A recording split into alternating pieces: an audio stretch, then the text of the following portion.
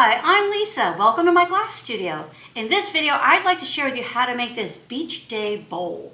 It's really fun to make, very simple, but it has a great sort of beachy, summery feel to it that just makes it a beautiful addition to your home. So I'd like to share with you how to make this.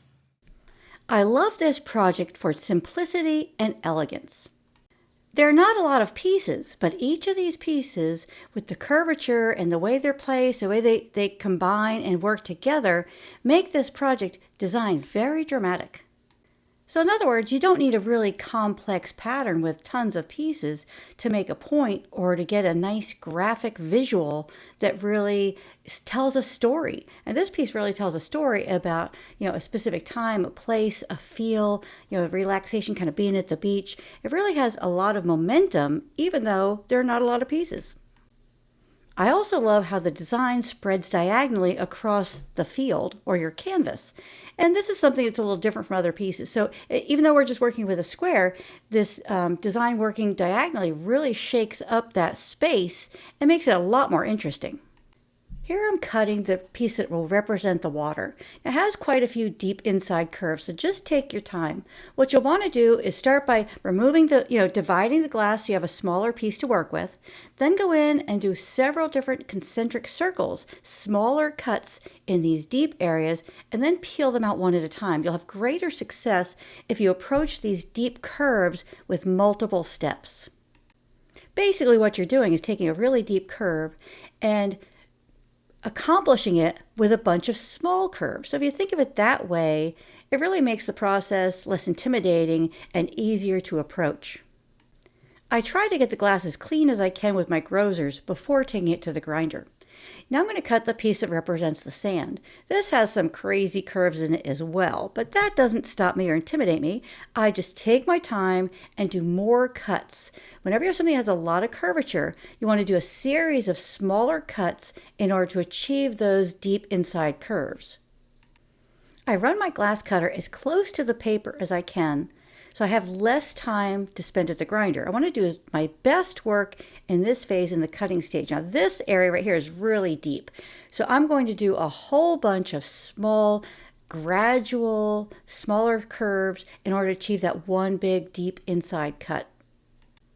Now if you don't feel confident to do this, you could always use a saw, or you could divide that sand piece into multiple pieces so you don't have that really deep inside cut. But again, the simplicity of the design, I think, is what attracts me to it so much, because it really, like I said, tells a story, because it's got, you just get this nice feel of, a setting, a place, a mood, kind of a vacation feel, vacation vibe. And gosh, who doesn't love a vacation vibe? I sure do. When I grab these pieces of glass with the grozing pliers, I kind of pull a little bit in a downward motion, and I get a feel for whether or not the glass is going to give. If it's not going to give, I try to take a smaller bite.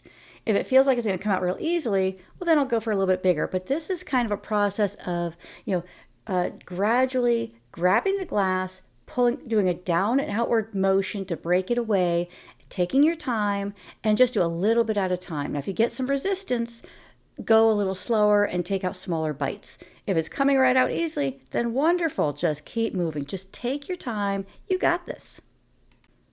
I personally like the challenge of cutting these shapes because it's fun. I love cutting glass. And anytime I can do something that's a little bit, risky, I'm excited about it. So I don't mind these curves, and that's why I design in such a way that I think is best for the pattern, the design rather than the pattern. I design for what I think feels right for the design I'm trying to create, as opposed to designing for the mechanics and what's possible to do with glass. And in the end, I feel like that extra little design idea, or, moving forward with design, makes my pieces a little more unique and gives them that graceful, artistic look, and rather than just fabricated look.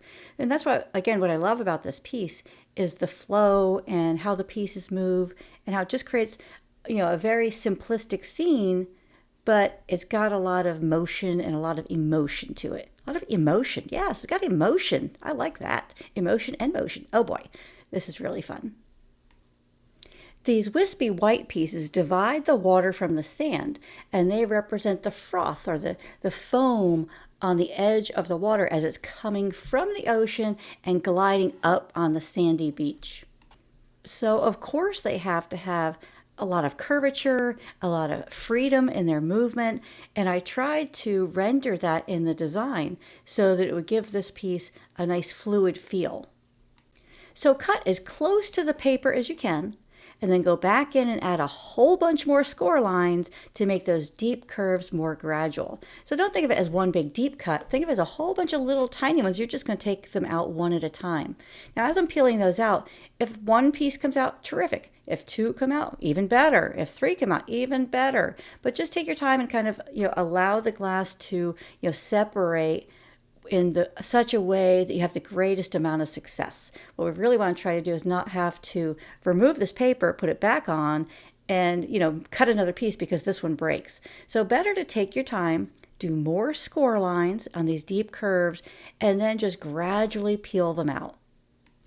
Whenever possible, if I can use my running pliers, I will, because I generally get a more reliable break. But in these tight little curves, well, I'm going to have to use the grozers to get in there and peel off those pieces. And this is a little tricky because this is deep. White tends to be a little harder than some of the other colors. And just taking my time, biting at it little itty bitty bits at a time. Now, anytime you're cutting curves like this, especially deep curves, you're going to have a lot of points and a lot of jagged edge. That's consistent with cutting curves because glass wants to break straight. So by manipulating it this way, we're forcing it to do what we want. So you have a lot more of a rough edge. So the edge is definitely going to need some grinding to shape it, give it the shape that matches the pattern. Take off any of those sharp edges that might possibly cut you or prevent the pieces from fitting nicely. Now it's time to make our own personal stencil. These are little footprints from a sandpiper, and I really think it was, adorable that you've got this sense that there is wildlife there, that, little bird has gone by. You don't see the bird, but you get a nice sense of that quiet, peaceful time on the beach where the birds are just kind of scuttering around the shoreline there. So I'm using a piece of manila folder here, the same type you would use for a file folder. You could use any kind of stiff paper, cardstock, or poster board to do this. I've went ahead and put the paper pattern on, and I'm cutting through the paper pattern and the file folder at the same time with a really sharp X-Acto knife. I'm using the paper as a guide for the pattern, but I'm not going to use it for the stencil because it's not stiff enough. So by putting the paper on top of the folder material, I can cut through both pieces, then remove the paper and use the folder material as my stencil. And if you're careful with the stencil, you can use it multiple times over and over and have great results. So be really careful how you store that stencil. The real takeaway here is, the better you treat your stencil, then it makes it worth the effort it takes, the time it takes to do this intricate cutting, because you can use it over and over. Here I have the second layer assembled on top of a clear base layer. Now I had some gaps between my pieces because anytime you have stuff with this much intricacy or this number of deep curves, you're going to have some gaps. So I'm using a contrasting blue, and I'm going to work it into those crevices to give me additional detail, additional line quality that'll enhance and differentiate those different white pieces one from the other, and differentiate the water from the foam and the foam from the sand. So this is real important that you take your time with this step and apply a nice contrasting color because you want it to show, you want it to detail and outline the foam to make it look more, just more artistic. I'm applying medium or fine frit here because it works well. It kind of rolls into the crevices and it cleans up really easily. I'm using a nice wide, soft, dry brush to move the frit around. And as I, get the frit into the crevice, I move it, in different directions. And in the end, I make sure I don't have any frit left over on top of the sheet glass because that will kind of, plays with your design and looks distracting, kind of messy. So be real meticulous with your cleanup after you've put the frit into these little grooves. I apply a small amount of frit at a time and then add more as I need it. Now, because I'm only using a single color here, I can wipe this off the art and then reclaim it and put it back in the jar without worrying about contaminating it with a second color. The design is looking so simple at this point. It's kind of unusual for me to work with something so plain. but I really love the graphic quality of it. The deep curves, the colors that are, diagonally across the piece, and those nice, deep, rich colors just work so well together. Now we're going to place the stencil on top. I'm going to use powder Frit this time with a sifter. Powder works best on the sifter and it goes right through easily. Any of the other Frit sizes will tend to clog. So this is a bronze color, and I'm using a small sifter, like a screen, and tapping it and wiggling it over the stencil to create this design. Now you want to apply enough Frit that you get good coverage, but you don't want to apply so much that when you remove the stencil, the Frit kind of falls into the stencil and it becomes blurry and fuzzy. We want nice, crisp, clean design here, crisp, clean lines. So apply enough to get good color, but not too much. Now we're going to gently remove the stencil, try not to bump it, try to knock anything inside, and look how awesome that is. That's great. Now it's very light here because this Frit's going to darken up when it's fired.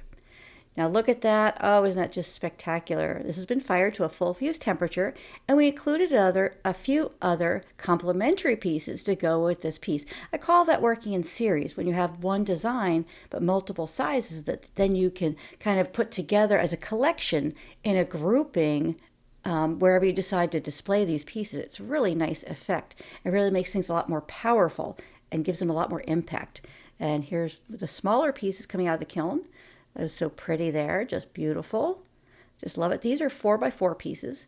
Now, sometimes I ask myself, should I or shouldn't I slump something?